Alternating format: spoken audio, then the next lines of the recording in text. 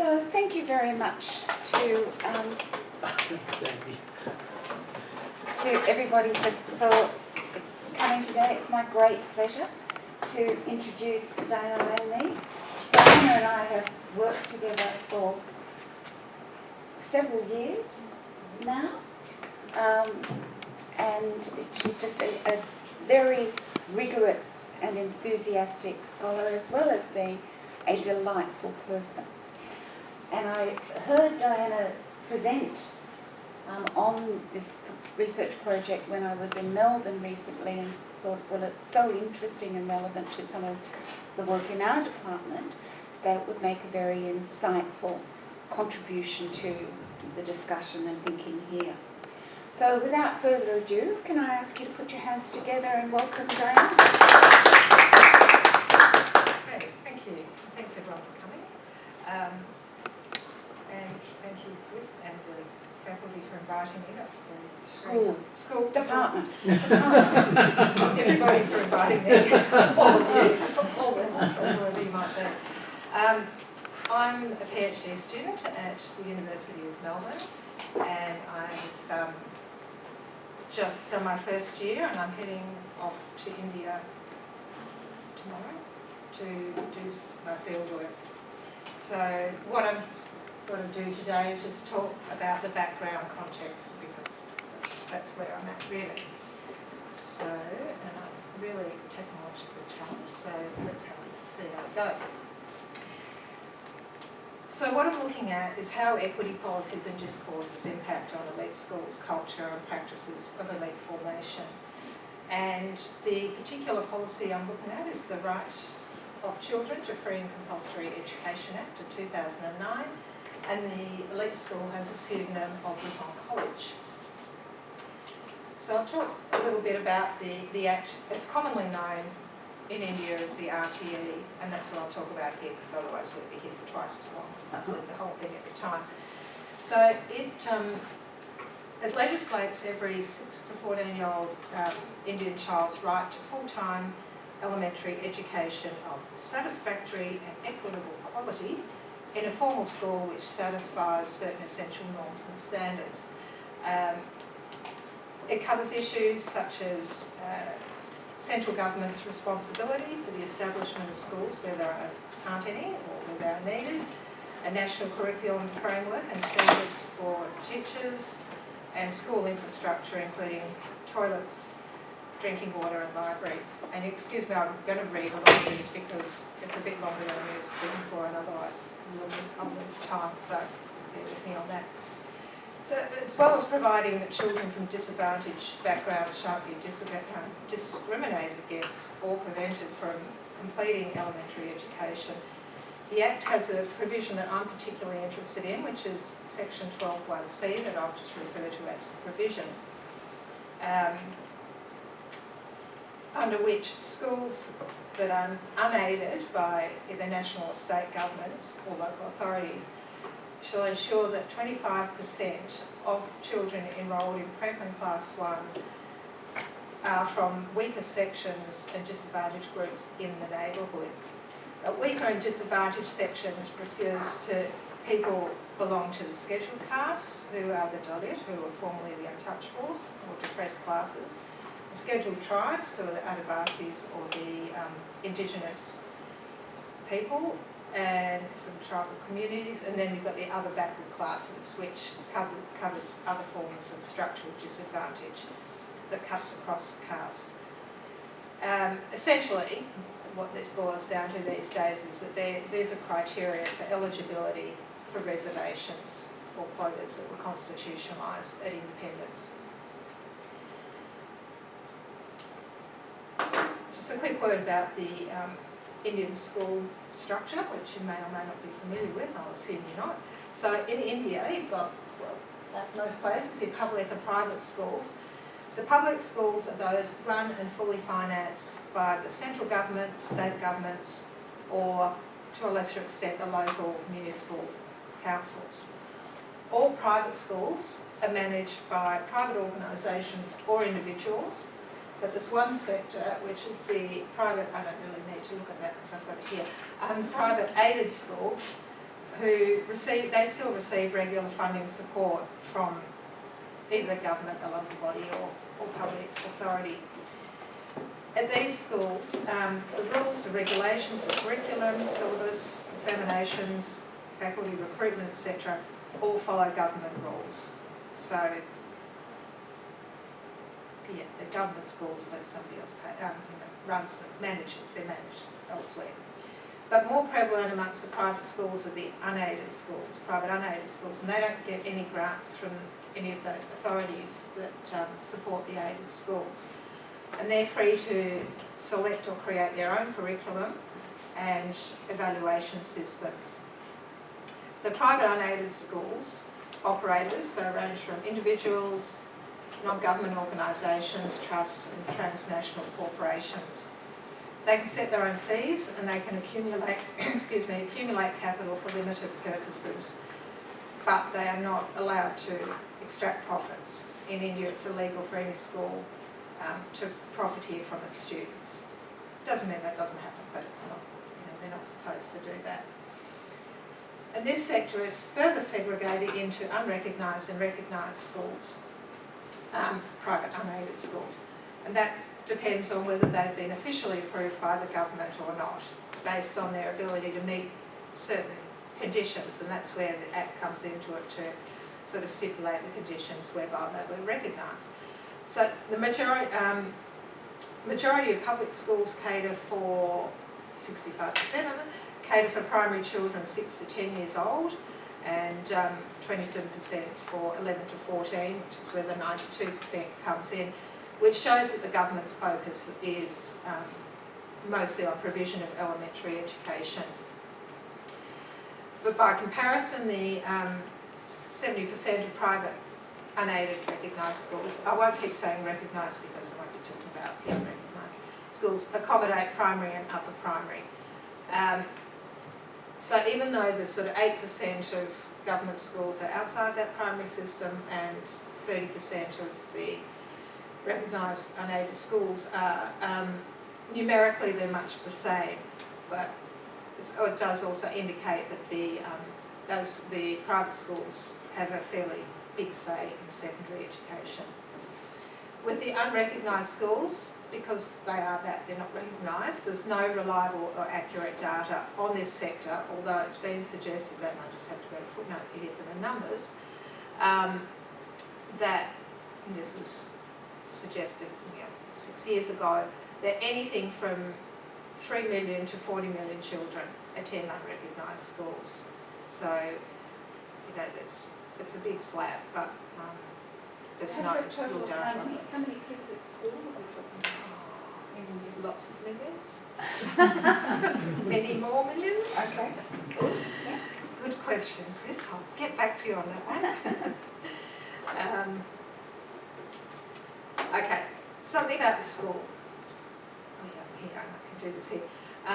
As I said, called Ripon College. It's in Madhya Pradesh, which is in central India, which is where it's where the first set of data that I'll be working with was collected as part of a 5-year Australian Research Council funded project that Professor Coe was on, as well as one of my supervisors, Professor Kenway.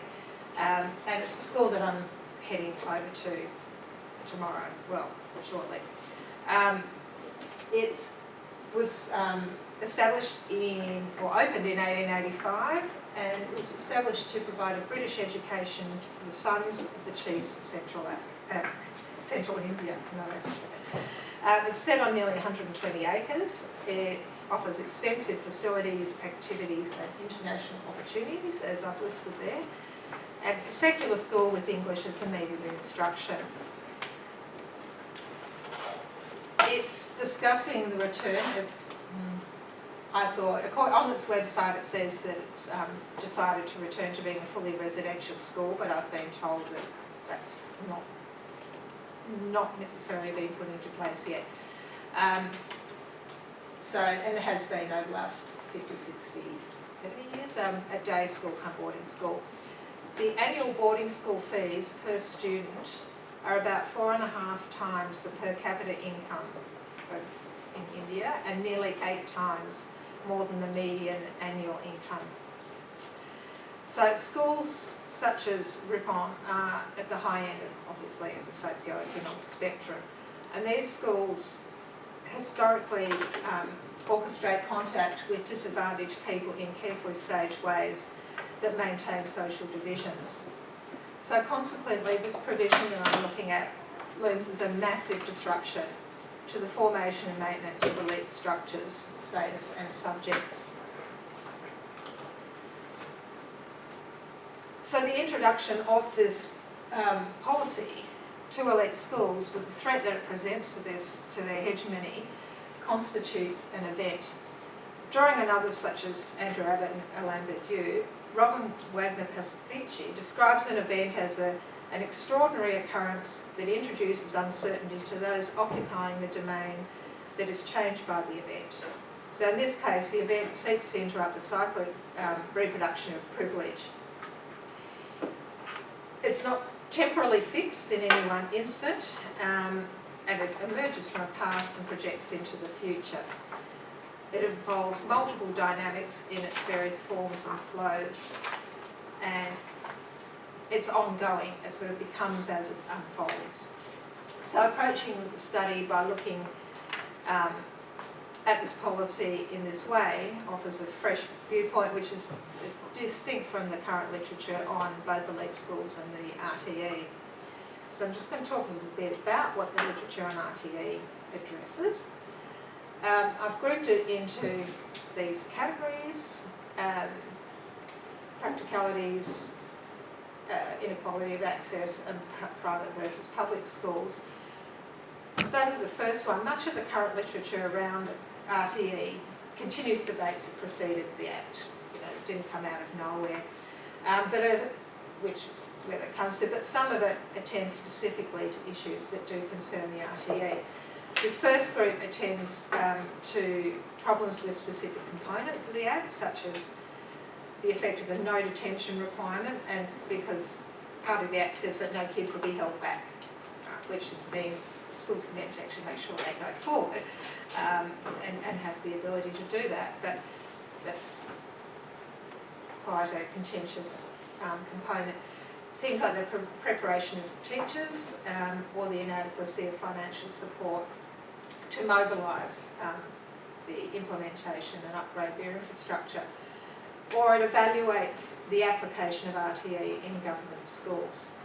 So it's got an operational focus and primarily critiques RTE as it affects public schools.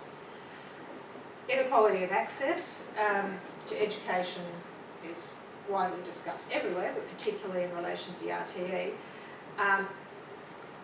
And you know, that can be in terms of how the low levels of awareness of the provision among tribal families and migrant slum dwellers, and the problems of language of instruction and language of differences of language which mean they're not even knowing the information's out there. There's also issues with teachers' discriminatory attitudes, which is still going on, and is quite well documented. The prejudice from the teachers obviously is not only a barrier to their education participation, which is this referring to, but also to their success and overall well-being, which I don't need to say to you because you're all educators. But what has been suggested in the literature is that these prejudices exhibited by the teachers have become more tangible with the increased significance of markers such as caste, economic status, religion, place of residence and English language, as these markers are mobilised for the political support according to caste, religious, cultural and social identities in India, which has become very prominent since independence. So these discussions focus on impediments to entry for disadvantaged students. And while this is obviously quite essential, the private schools that implement the provision are left under-examined, the schools themselves, and how they're operating. However, there is discussion in a particular strand of literature on the RTE that talks about private versus public schools really, with an ongoing debate over whether the low-fee private schools, of which there are a huge number, are more cost-effective and provide a better quality of education than government schools. And underlying this debate is the political shift from education for social and national development to education for the development of human resources for a global market. Much of this work questions the state's revocation for its responsibility for education, and there's deep concern about the supported expansion of the budget private sector of the education market, that it entrenches a tiered education system that perpetuates the disadvantage that this legislation is seeking to reduce. And I mean, that's a common debate that's occurring outside India, but that's quite prominent in the RTE literature. And connected to those particular, the discussions about private and public schools is the issue of choice that has a history reaching far back, coming to prominence globally in the economic liberalisation and accompanying marketisation of education emerging in the 1980s. While there are backers of school choice amongst this RTE literature who defend unrecognised budget private schools as viable educational alternatives and businesses, there's a wider consensus that school choice can reproduce and entrench existing social inequalities by streaming disadvantaged children into government schools, slightly less disadvantaged into the low-fee private schools, and privileged children into high-fee private schools. And in fact, the provision itself has been accused of legitimising the idea of private schools as a better choice. So all this work tends to emphasise the uplift of disadvantaged students as the sole aim of RTE, and in doing this it traces the patterns of disadvantage, whereas I'm looking at patterns of privilege or patterns of advantage. So while there's little of the RTE literature that scrutinises the private schools, and particularly elite schools' relationship with the provision, a few studies stand out, and I'll just mention one of them, which is particularly interesting to me. So Shrivastava and Narona's analysis of private schools' implementation and mediation of the provision drew from a study of 4 recognised low-fee private schools, 2 government schools and 1 elite school in Delhi. And most marked in their papers the ways the reserved seats requirements of the 25% provision part is implemented in these schools. They found that private schools regularly and widely don't comply with the 25% enrolment provision. They sometimes apply it to kids who are already enrolled in the school, or they enrol children of the school service staff, rather than, because the requirement is certain sectors of their local neighbourhood, so instead of those kids. It's reported that often the seats are given not to eligible students, but to those with personal connections to the school's owners. Of the non-compliant schools, some simply refuse to implement the provision, while others evade it by claiming it applies to other schools but not to them. Just postpone, just perhaps Press something? postpone. Postpone, sorry. Yeah. With interest? In contrast to this though, the principal of the elite school was comfortable with the provision and devised a strategy whereby the disadvantaged children are taught at the elite school, but in a separate shift in the evenings with separate teachers. Now the Act specifically and explicitly says that segregation like this, there's not to be any separate provisions for these kids whatsoever. But, this principal was delighted and said it was a very successful experiment, since it, as the, I think it was ahead, said that it came down to their level. So, taking on board in the right spirit. So, their studies suggest that the RTE is being undermined by private schools, with the elite school, as I just said, openly and proudly flouting the intention of the Act by inventing a way of preserving social closure. Superficially complying with the provision, the school mediates the situation to continue to control power relations and class positioning. Okay. these are just some quotes from it's a document from the government that explains the provision, which, as you can read, says that the intent of the provision is not just to offer disadvantaged children access to private school education, but also to narrow social divisions through common association. While this isn't really mentioned in the RT literature, the literature on elite schools, general literature on elite schools, brings up, in that literature you can find particular terms that attend to this particular, this issue of common association. And there's a term used in one paper or one chapter that's relevant, which they talk about skyboxification, which is a lack of, rolls off the tongue, lack of interaction between people from diverse backgrounds, as the marketisation of public and civic spheres creates increased stratification of schools, with parallel increasing class polarisation in Chinese society. And it might be a term actually, now that I'm in China, I'm talking about you're familiar with, sorry. And also there's another expression which is social and cultural autism that's used to describe an inability to acknowledge, understand and appreciate difference that leads to communication problems and positions the other as inept and inferior. So these are things that are talked about in the elite schools literature, but not so much in the RTE literature. The other intent of the provision, which is the second section of the quote there, is to recognise value in different knowledges. Not only will the disadvantaged 25% benefit from the association with the advantaged 75%, the 75% will experience pedagogic enrichment from their interactions with the 25%. But these objectives haven't been really addressed much in the literature that's come up around the provision. It's, as I said, issues relating to operations, access and choice have predominated. So there's a bit of an opening to delve a bit deeper and from a different aspect. So I move on to the elite schools literature, and I should have been taking I don't actually know where I'm in this, but I'll sort of belt through this a bit, I think. In the last 20 years, there's been a growing body of critical literature published in English that's come out around elite education and elite schools. So along with expanding the sites of reference, these new sociologies of elite schooling deliberate contemporary contexts of globalisation, post-colonialism, transnationalism and neoliberalism.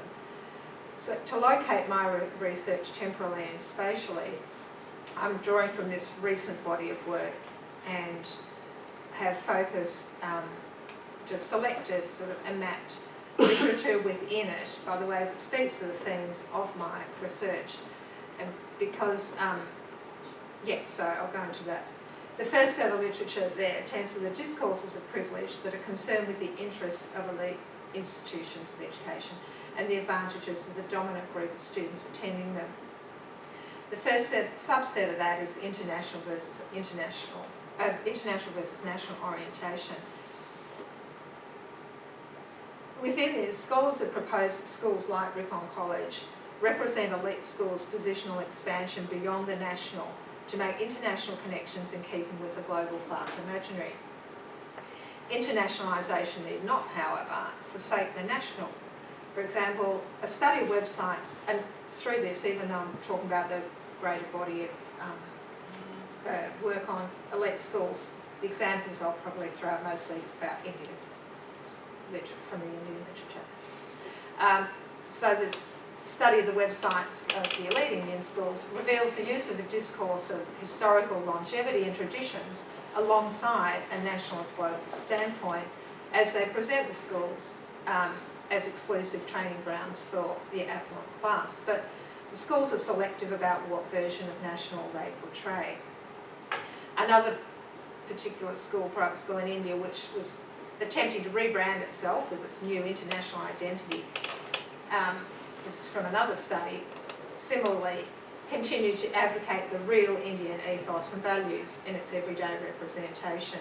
And it does is to distinguish itself from some of the newer international schools, which are more the private organisations, like through the transnational corporations that I was referring to earlier, who are accused of having an unbalanced focus because they're just looking at a global focus, so they're not able to bring in their real, the national and then national heritage. And in this school also, despite the fact that overseas exchange programs exaggerate class-based distinctions amongst students because only the wealthiest can afford to go on them, the exchange program of the school is promoted as testimony to its internationalness. And I think that's a fairly common occurrence around the place.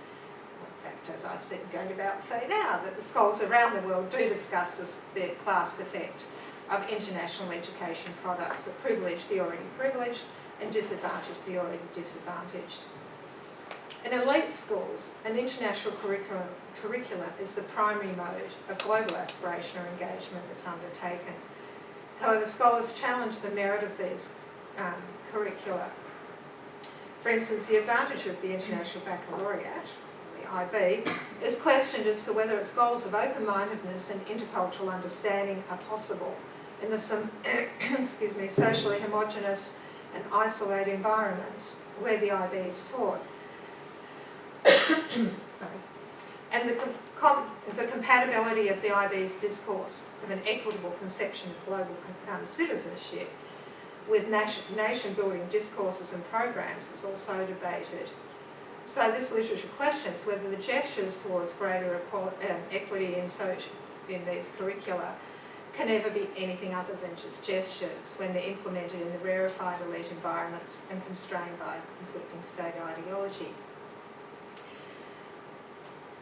The other subset I've got here is advantageous articulations, and that refers to the way elite schools' discourses are accused of being vague, confusing and unclear.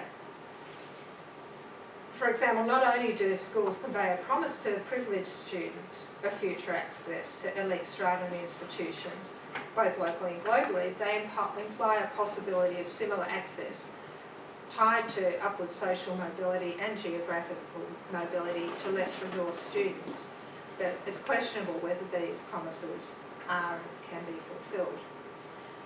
It's been argued that social mobility is more likely to be horizontal than upward. So elite education serves more as a form of social class reproduction than social restructuring. One study of a high-fee private school in India shows that recently rural, like people just moving out of the countryside, middle-class people seek to acquire exposure as a strategy to gain class legitimacy in an urban middle-class setting. So exposure, which is a term that's quite widely used and you're probably familiar with it, referring to elevated social and cultural expertise that's considered fundamental to cosmopolitanism and often to jobs in India's new economy and beyond, works to restrict potential mobility to those already possessing a certain amount of cultural capital, and those who don't just remain outside realistic possibilities for class mobility. Elite schools use the rhetoric of democracy, equality and inclusiveness, so they aren't seen as prejudicial. And here we go again. How about I just postpone it for an hour? 4 hours. Thank you.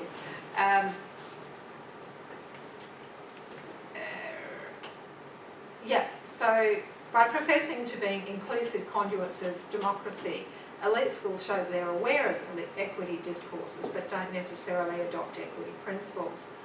On the contrary, mystification of what it means to be elite, their economic power and their performance of eliteness through discourses of disavowal or smokescreens of meritocracy, to quote somebody who's sitting across the way here, for example, serves to distract attention from elite schools' engagement in exclusivity, elitism and entitlement, and elite class formation.